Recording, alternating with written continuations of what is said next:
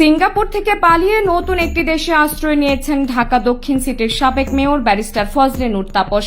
নিজস্ব সূত্রের বরাত দিয়ে এমন তথ্য প্রকাশ করেছে দৈনিক ইত্তেফাক। জুলাই আন্দোলন তুঙ্গে থাকার সময় সুযোগ বুঝে দেশ ছাড়েন তাপস। তিনি কোথায় গিয়েছিলেন তা অবশ্যই স্পষ্ট নয়, কিন্তু সূত্র জানায় তিনি সিঙ্গাপুরে আশ্রয় নিয়েছিলেন।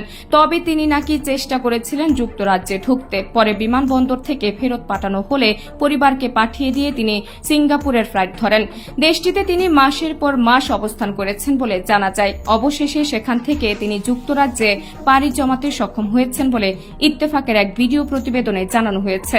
বর্তমানে পরিবারের সাথে তিনি সেখানে বিলাসী জীবনযাপন করছেন বলে জানা যায়। তার বড় ছেলে যুক্তরাজ্যে এবং ছোট ছেলে যুক্তরাষ্ট্রে পড়াশোনা করছে বলেও তথ্য রয়েছে।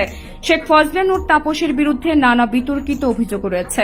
15 বছর আগে পিলখানা বিদ্রোহের রাজনীতি এবং সংশ্লিষ্ট ব্যক্তিদের দায়ী করেছেন তৎকালীন বিডিআর প্রধান মেজর জেনারেল শাকিলের ছেলে রাকিন আহমেদ।